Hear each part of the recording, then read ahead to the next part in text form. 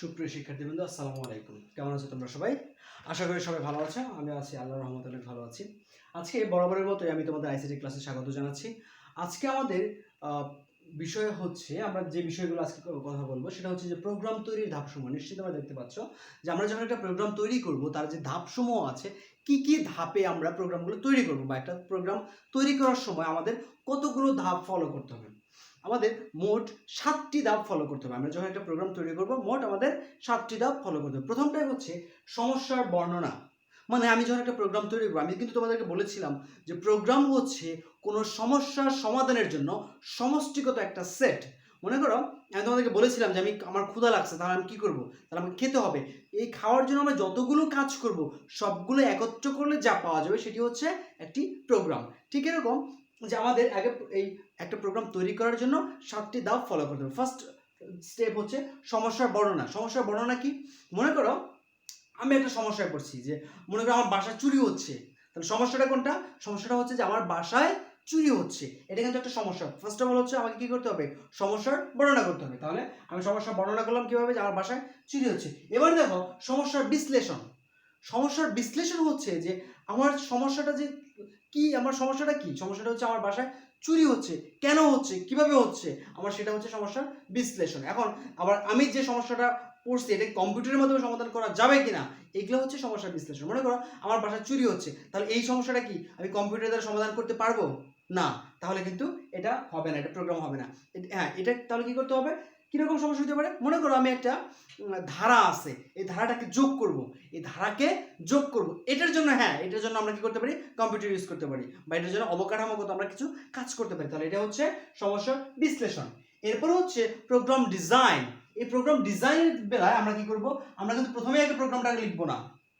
আমি যদি আগের কথাটাই বলি যে একটা বাসায় চুরি হচ্ছে, তাহলে সেখানে আমরা কি করব? সেটাকে যদি আমরা করতে চাই তাহলে কি করতে হবে? তাহলে সেখানে আমরা প্রোগ্রাম ডিজাইন করতে হবে যে হ্যাঁ, আমার এই দরজায় চলতেছে না, আমাকে নতুন একটা দরজা নিতে হবে। ঠিক আছে? যেমন আমি বলতেছিলাম যে আমার একটা প্রোগ্রাম করার আগে আমরা কি করব? আগে সেটাকে ডিজাইন করব। এখানে হবে কি? অ্যালগরিদম। সরি, এখানে আছে অ্যালগরিদম আর হচ্ছে ফ্লোচার্ট। ফ্লোচার্ট আমরা এটার মাধ্যমে কি করতে পারি? প্রোগ্রামটাকে ডিজাইন করতে পারি। আমরা অ্যালগরিদম এবং ফ্লোচার্টের মাধ্যমে প্রোগ্রামটাকে ডিজাইন করতে পারি। তারপর হচ্ছে প্রোগ্রাম লিখন। আমি শুধু ডিজাইন করেই হবে না, আমাকে প্রোগ্রামটা ডিজাইন অনুযায়ী কি করতে হবে? কোড করতে হবে বা লিখতে হবে। লেখাটাকে বলা হয় কিন্তু কোডিং। আমাকে কোডিং করতে হবে। এরপর যে কাজটা করতে হবে সেটা হচ্ছে প্রোগ্রাম বাস্তবায়ন। আমি লিখলাম, লেখার পর আমি এক্সিকিউট করলাম না, তাহলে কিন্তু আমার সেটা কি হবে না? সেটা কোনো কাজে আসবে না, প্রোগ্রামটা কোনো কাজে আসবে না। তার মানে হচ্ছে আমি যখন একটা প্রোগ্রাম লিখবো, লেখার পর আমি যখন কোডিং করবো, কোড করার পর সেটাকে কি করতে? এক্সিকিউট করতে হবে বা বাস্তবায়ন করতে হবে। এরপর আমি কি করব? এরপর 6 নম্বর স্টেপে হচ্ছে যে প্রোগ্রাম ডকুমেন্টেশন। আমার এই প্রোগ্রামটাকে ডকুমেন্ট আকারে রেখে দিতে হবে। ইন ফিউচারে যদি আমার এই প্রোগ্রামে কোনো প্রবলেম হয়, তাহলে আমি কি করতে হবে? সেই ডকুমেন্ট থেকে দেখে দেখে আমি সেটাকে সলভ করতে পারবো। ঠিক আছে? এটাকে বলা হয় প্রোগ্রাম ডকুমেন্টেশন। এরপর হচ্ছে প্রোগ্রাম রক্ষণাবেক্ষণ। এখন আমি একটা প্রোগ্রাম তৈরি করেই শেষ করে ফেললাম না, তাও হবে না। কি করতে হবে? এটাকে আমাকে রক্ষণাবেক্ষণ করতে হবে। দেখবা আমরা বিভিন্ন জায়গায় যখন কোনো সফটওয়্যারের কথা বলি, তখন সফটওয়্যারে কিন্তু সার্ভিস চার্জ দিতে হয় মাসে মাসে। কেন? কারণ সেটাকে রক্ষণাবেক্ষণের দায়িত্ব হচ্ছে সফটওয়্যারটা তোমাকে যে দিছে সে কিন্তু সেটা কি করবে? রক্ষণাবেক্ষণ করবে। ক্লিয়ার? তাহলে আমরা যখন একটা প্রোগ্রাম তৈরি করব তখন আমাকে অবশ্যই এই 7টি ধাপ ফলো করতে হবে। তোমাদের কোনো কোনো বইয়ে 4টি ধাপ রয়েছে। এই 4টি ধাপের ভিতরে দেখবা আমার সবকিছু কিন্তু দেওয়া আছে। ওকে, এবার আমি তোমাদের আরেকটা জিনিস বলি যে এখানে তোমরা বেশ কিছু জিনিস খেয়াল করবে। প্রোগ্রাম ডিজাইনের বেলায় তোমরা দেখবে সুডো কোড নামে একটা শব্দ আছে। সুডো কোড একটু লিখে দিচ্ছি, সুডো কোড। এই জিনিসটা আসলে কি? সুডো মানে হচ্ছে সদ্য, সদ্য মানে সদ্য কোড। এটা আসলেই কোড না, কিন্তু কোডের মতোই। এটা কোড না হলেও এটা কি হবে? কোডের মতোই। মানে আমরা যখন কোনো কিছু যোগ করি, সিম্পলি যখন আমরা কিছু যোগ করি বা কোনো কাজ করি, আমরা একটু রাফ করে নিই, তাই না? ঠিক এরকম প্রোগ্রাম করার আগে আমরা একটু রাফ করে নেব যে প্রোগ্রামটা কি হবে, 2টা ভেরিয়েবল থাকলে বা 3টা ভেরিয়েবল থাকলে সেটা কিভাবে লিখবো। যদিও ভেরিয়েবল কথাটা তোমাদের কাছে হয়তো নতুন মনে হচ্ছে, কিন্তু আমি যখন পরে কথা বলবো ক্লিয়ার হয়ে যাবে। তাহলে আমি প্রোগ্রাম লেখার আগে, একটা প্রোগ্রাম লেখা শুরু করার আগে আমি রাফলি যে কাজগুলো করবো সেটাকে বলা হয় সুডো কোড। আসলে সেটা কোড না, সেটা হচ্ছে সদ্য কোড। ঠিক আছে? তারপর তোমরা আরো কিছু জিনিস খেয়াল করবে। বাগস। আসলে বাগস জিনিসটা কি? বাগ হচ্ছে যে, এই বাগ মানে কি সুন্দরবনের বাগ না, কিন্তু এই বাগ হচ্ছে যে আমি যদি প্রোগ্রামে কোনো ভুল খুঁজে পাই সেটাকে বলা হয় বাগস। আমি যদি কোনো ভুল খুঁজে পাই, একটা সফটওয়্যার বা একটা প্রোগ্রামে যখন আমি কোনো ভুল খুঁজে পাবো সেটাকে বলা হবে বাগস। আরেকটা হচ্ছে ডিবাগিং।